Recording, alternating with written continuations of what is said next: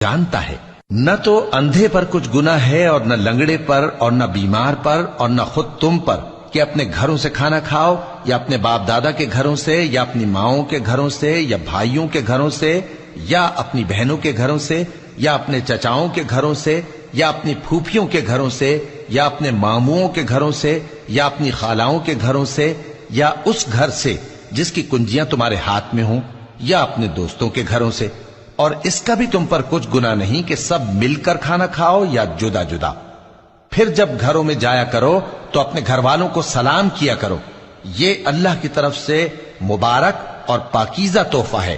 اس طرح اللہ اپنی آیتیں کھول کھول کر بیان فرماتا ہے تاکہ تم سمجھو۔ مومن تو وہ ہیں جو اللہ پر اور اس کے رسول پر ایمان لائے، اور جب کبھی ایسے کام کے لیے جو جمع ہو کر کرنے کا ہو پیغمبر کے پاس جمع ہوں تو ان سے اجازت لیے بغیر چلے نہیں جاتے۔